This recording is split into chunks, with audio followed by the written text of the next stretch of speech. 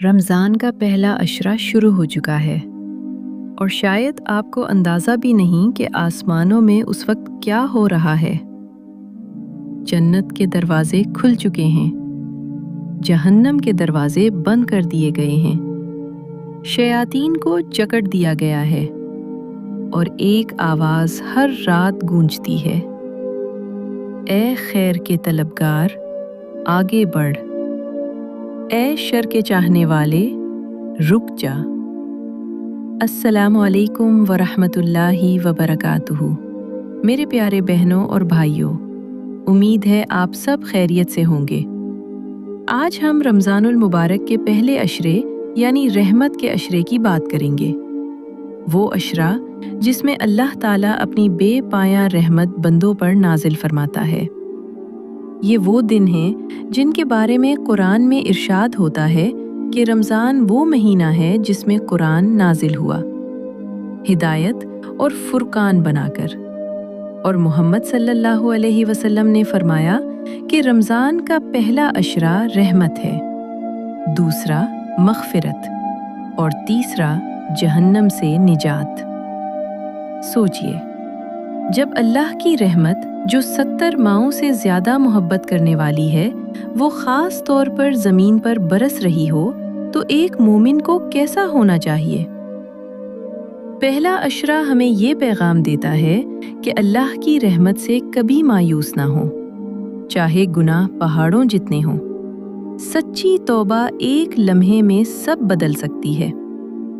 ایک حیرت انگیز واقعہ روایتوں میں ملتا ہے کہ ایک شخص جو ساری زندگی گناہوں میں ڈوبا رہا، رمضان کی پہلی رات اس کے دل میں خیال آیا کہ شاید یہ میرا آخری رمضان ہو۔ اس نے سجدے میں جا کر روتے ہوئے کہا، یا اللہ، میں نے زندگی ضائع کر دی، مگر تو رحمان ہے۔ کہتے ہیں اس رات اس کی ایسی گریہ وزاری ہوئی کہ اس کا دل بدل گیا۔ وہ فجر تک توبہ میں روتا رہا اور پھر اس کی زندگی کا رخ ہی بدل گیا۔ یہ ہے رمضان کی پہلی رحمت کی برکت۔ ایک اور واقعہ میں آتا ہے کہ ایک نیک خاتون ہر سال رمضان کے پہلے عشرے میں چپ چاپ غریبوں کے دروازے پر راشن رکھاتی تھیں، کسی کو معلوم نہ ہوتا۔ ایک سال ان کا انتقال ہو گیا تو محلے کے کئی گھروں میں فاقے شروع ہو گئے۔ تب لوگوں کو احساس ہوا کہ یہ خاموش رحمت کس کی تھی۔ رمضان ہمیں سکھاتا ہے کہ رحمت صرف لینا نہیں بلکہ بانٹنا بھی ہے۔ پہلے عشرے میں ہمیں کیا کرنا چاہیے؟ سب سے پہلے نیت کی اصلاح۔ روزہ صرف بھوک اور پیاس کا نام نہیں بلکہ آنکھ، زبان اور دل کا روزہ بھی ہے۔ قرآن کی تلاوت کو معمول بنائیں، کم از کم ایک پارہ روزانہ، کیونکہ یہی وہ مہینہ ہے جس میں قرآن نازل ہوا۔ نمازوں کی پابندی کریں، خاص طور پر فجر اور عشاء باجماعت۔ تراویح کو بوجھ نہ سمجھیں بلکہ یہ اللہ سے ملاقات کا وقت ہے۔ ذکر و استغفار کثرت سے کریں۔ خاص دعا جو پہلے عشرے میں پڑھنی چاہیے، رب اغفر ورحم وانت خیر الراحمین، یعنی اے میرے رب، بخش دے اور رحم فرما، تو سب سے بہتر رحم کرنے والا ہے۔ صدقہ ضرور کریں، چاہے تھوڑا ہی کیوں نہ ہو، کیونکہ صدقہ اللہ کے غضب کو ٹھنڈا کرتا ہے۔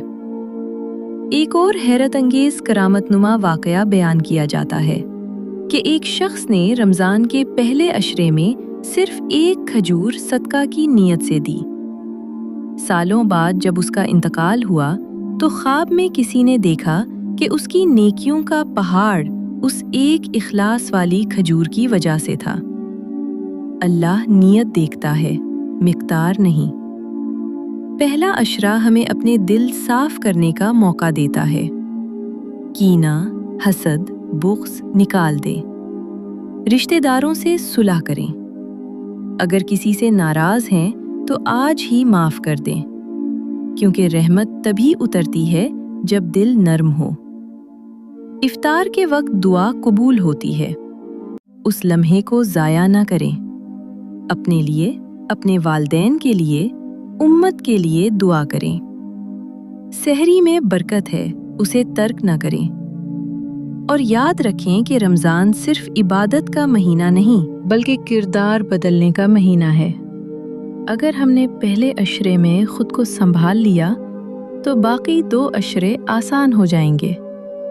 یہ وہ وقت ہے جب اللہ اپنے بندوں کے قریب ہوتا ہے، جب ایک آنسو جہنم کی آگ بجھا سکتا ہے، جب ایک سجدہ تقدیر بدل سکتا ہے۔ میرے عزیز بہنوں اور بھائیوں، اس پہلے عشرے کو عام دنوں کی طرح نہ گزاریں۔ یہ رحمت کا سیلاب ہے جو ہر سال آتا ہے، مگر ہر کوئی اس سے فائدہ نہیں اٹھا پاتا۔ ہر سکتا ہے یہ ہمارا آخری رمضان ہو، ہر سکتا ہے اگلا عشرہ ہمیں نصیب نہ ہو۔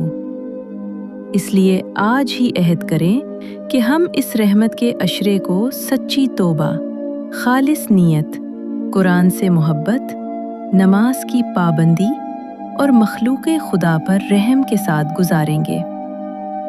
اللہ ہمیں اس پہلے عشرے کی رحمتوں کو سمیٹنے کی توفیق عطا فرمائے، ہمارے گناہوں کو معاف فرمائے، ہمارے دلوں کو نور سے بھر دے اور ہمیں رمضان کے پورے مہینے کی برکتیں نصیب فرمائے۔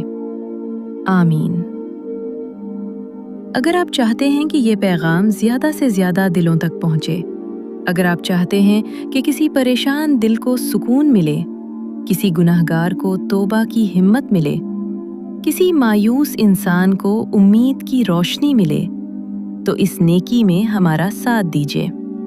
اس ویڈیو کو لائک کیجیے تاکہ یہ پیغام آگے بڑھے، شیئر کیجیے تاکہ صدقہ جاریہ بن جائے، اور چینل کو سبسکرائب کیجیے تاکہ آپ تک ہر اسلامی بیان، ہر روحانی نصیحت اور ہر ایمان افروز واقعہ سب سے پہلے پہنچ سکے۔ ہو سکتا ہے آپ کا ایک کلک کسی کی زندگی بدل دے۔ اور یاد رکھیں، نیکی کی دعوت دینے والے کو بھی اتنا ہی اجر ملتا ہے جتنا اس پر عمل کرنے والے کو۔ اللہ آپ کو جزائے خیر دے اور آپ کے ہر نیک ارادے کو قبول فرمائے۔ آمین۔